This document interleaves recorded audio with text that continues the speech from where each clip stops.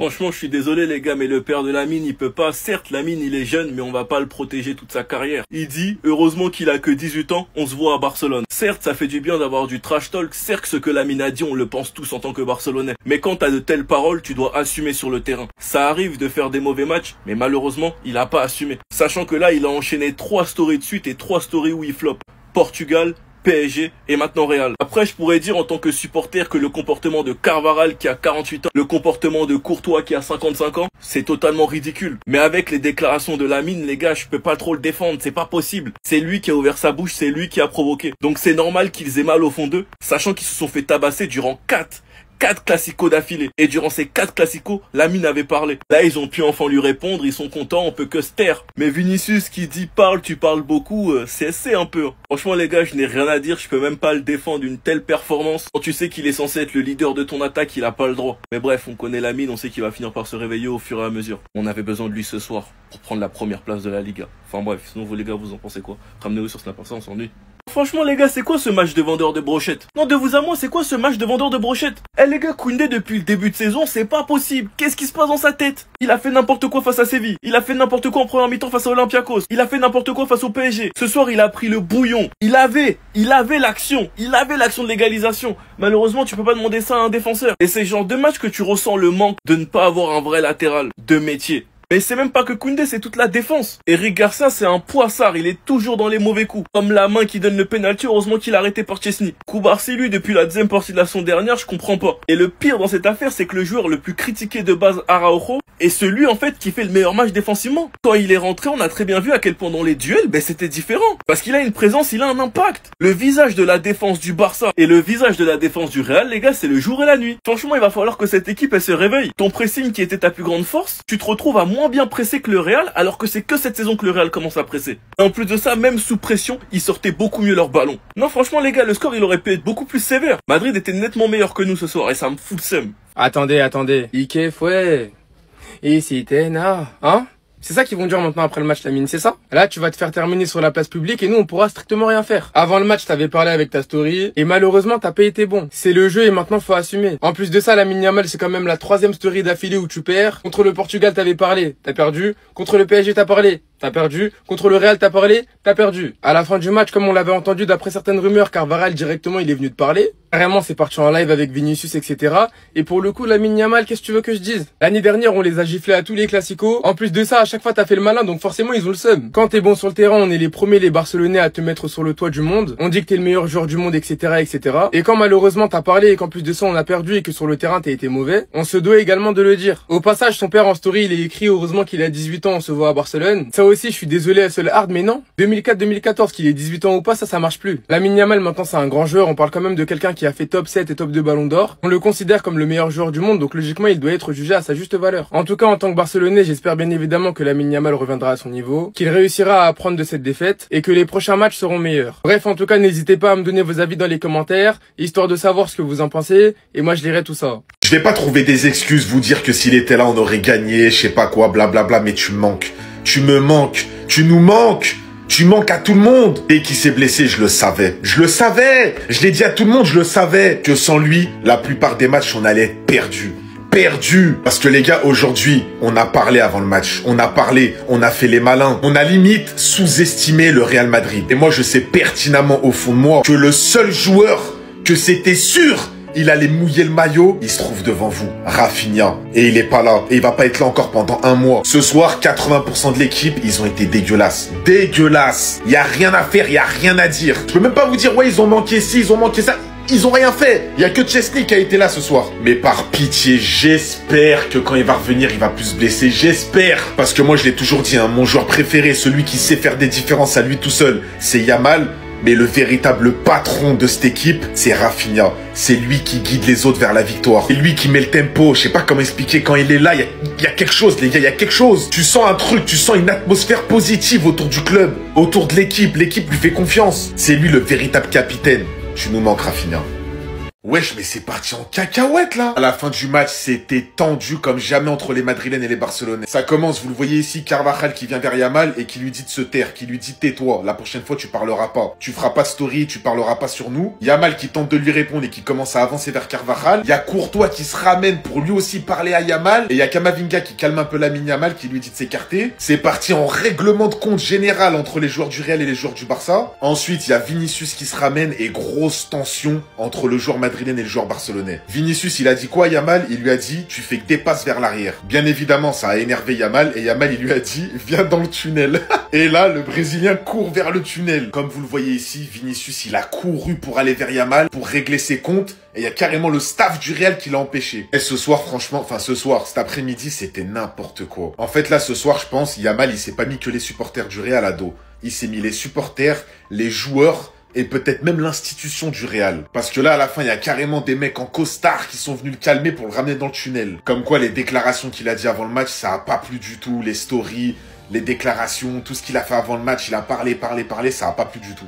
Moins de réseaux sociaux, plus de football. Lamine Yamal, aujourd'hui, sa prestation, elle était tout simplement scandaleuse. Parce que tu sais qu'il a parlé avant le match. Ça veut dire que, au-delà du simple enjeu du match, il a provoqué non seulement l'équipe adverse, mais aussi tous les supporters adverses. Et mis une lumière sur nos joueurs que, limite, ils ne pouvaient pas la surmonter. Parce qu'on aurait mérité de perdre plus. On s'est fait atomiser en première mi-temps. Ça veut dire que si le Real Madrid avait été une équipe plus réaliste, qui avait plus confiance en ses armes, on serait mort encore plus. Le match de Lamine Yamal, aujourd'hui, c'était n'importe quoi. Et à la fin, Carvajal qui vient de provoquer. Du coup, lui, il mélange tout.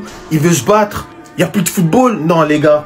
Non, les gars, en fait, faut parler là. Là, faut parler. Quand Lamine Yamal, il est dans celle-là, c'est la F, en fait.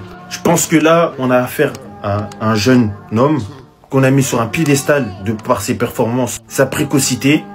Et que maintenant, si on le laisse devenir fou encore, il va tout mélanger, il va jeter une honte sur nous. C'est du jamais vu. Évidemment, c'est pas après un gros match comme ça que tu vas descendre du train. Mais s'il y a bien une chose que Lamine Yamal il doit comprendre, c'est que ces stories, il n'y a rien. Pour moi, ces stories, elles sont même pas... Ça dépasse pas l'entendement. Mais les paroles qu'il a eues avant le match, ça sert plus à rien de faire ça. Ça sert plus à rien de faire des trucs comme ça. C'est l'heure. Ça me fait mal de dire ça, mais c'est l'heure d'ouvrir le dossier. Est-ce que Lamine Yamal devrait fermer sa bouche avant les matchs? Parce qu'aujourd'hui, bah non frérot. Là, c'est l'heure d'ouvrir le dossier. Contre le Portugal, je t'ai rien dit, je t'ai défendu parce qu'ils étaient 2-3 sur toi à chaque fois. Et surtout, t'es au départ du premier but. Contre Paris, je t'ai rien dit parce que tu revenais de blessure. Et t'as fait 2-3 bonnes passes à Ferran Torres, t'as foudroyé Nuno Mendes, Vitinha et Barcola sur la même action, etc. Aujourd'hui, Yamal, après cette story-là, t'as pas le droit de me faire un match comme ça, mon gars. Tu restes mon fiston, y a pas de problème, mon gars. Je sauterai au combat pour toi. Je mets les pieds dans le plat, je mets les pieds partout, dans la cuisine même. Mais, si c'est pour faire des matchs comme ça, c'est peut-être mieux de se taire. Évidemment qu'on sera derrière toi pour quand tu te couronnes, etc. Quand tu fais des célébrations, ouais, arrêtez de parler de moi, etc. Ça, on adore, on sera derrière toi. Et oui, la médiatisation autour de toi est effrayante. Mais là, quand tu fais des stories comme ça, tu sais que tu es exposé à des sessions vannes, tu dois assumer un minimum. Même si tu dois finir avec une passe D sur Koundé, je vais rien dire sur Koundé. 0 but, 0 passe D, 21 paires de balles, 0 tir cadré, 0 centre réussi, c'est faux, parce qu'il y a celui sur Koundé. 50% de dribble raté, 50% de duel perdu, t'as pas le droit, frère. T'as pas le droit, frère. Oh non, t'as pas le droit. Donc Yamal, mon gars, on sautera au combat pour toi, y a pas de problème contre les gens qui te diabolisent. T'es notre fils, moi t'es mon fils, perso. Mais par contre, peut-être que il faut fermer sa bouche pour ne pas avoir trop de pression, parce que là, j'ai l'impression, justement, que t'as plus de pression que l'année dernière, et ça me fait peur.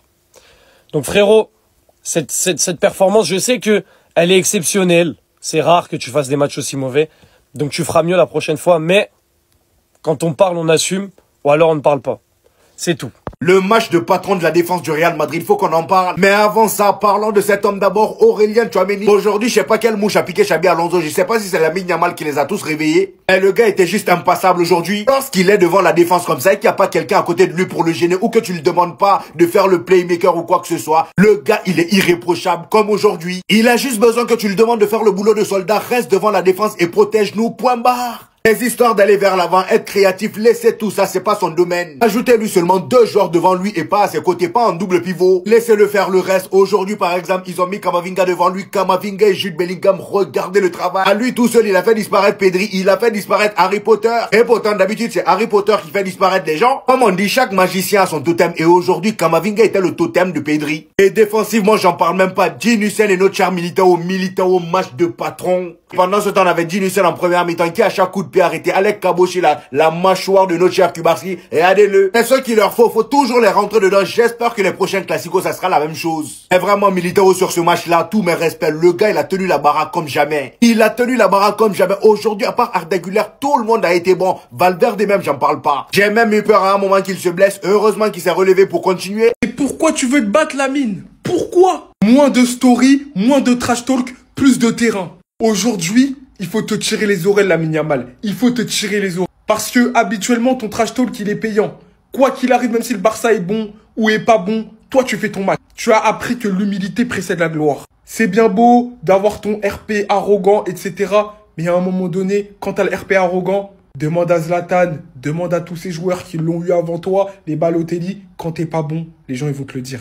Pourtant, moi, je kiffe ce RP-là. Hein. Je trouve ça un peu audacieux d'avoir autant de communication avant un match pour pondre une bouse comme ça. En première mi-temps, ça a été catastrophique. Je me suis dit, il pouvait pas faire pire en deuxième mi-temps, ça a été pire. 26 ballons touchés, 0 dribble réussi, 0 centre, 1 tir, 7 pertes de balles. Je pense que c'est la pire disaster class de Yamal depuis qu'il a commencé à être professionnel, à rentrer sur le terrain avec le Barça. C'est aussi grâce à un certain joueur qui s'appelle Carreras qui a fait un très gros match, mais aussi au Real Madrid qui a défendu intelligemment et collectivement sur Yamal. Maintenant, comme vous le savez, je suis ni pour le Real ni pour le Barça, mais il faut juste se rendre compte et se rendre à l'évidence et être très juste dans son analyse en disant que Yamal t'a parlé, t'as pas assumé.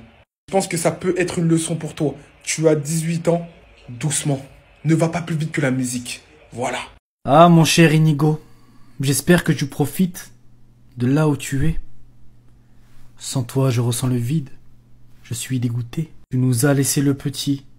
Je crois qu'il s'appelle Kubarsi. On n'imaginait pas cette suite. Qu'est-ce qu'elle est dure, la vie. Et Koundé n'arrive plus à s'aligner sans tes directives. J'ai vu Mbappé se balader dans notre surface sans ton aura protectrice. Bref, Inigo, tu nous manques. Franchement, tu nous manques. Tu verras jamais cette vidéo. Et je la fais même pas pour que tu la vois. Mais comment le Barça, ils ont pu acheter, te vendre sans acheter quelqu'un comme toi, en fait. C'est du bon sens. C'est du bon sens. Tu vends Inigo Martinez, qui est potentiellement ton meilleur défenseur, enfin, qui est ton meilleur défenseur de la saison dernière. Comment tu dis, moi je pense qu'on n'a pas besoin de le remplacer.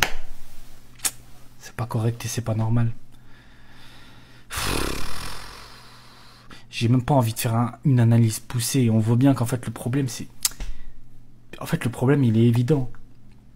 Eric Garcia Kubarsi, ça peut pas tenir dans des gros matchs. Ça ne peut pas. C'est mathématique. C'est logique. Araujo, son entrée, elle est parfaite pour le décrire.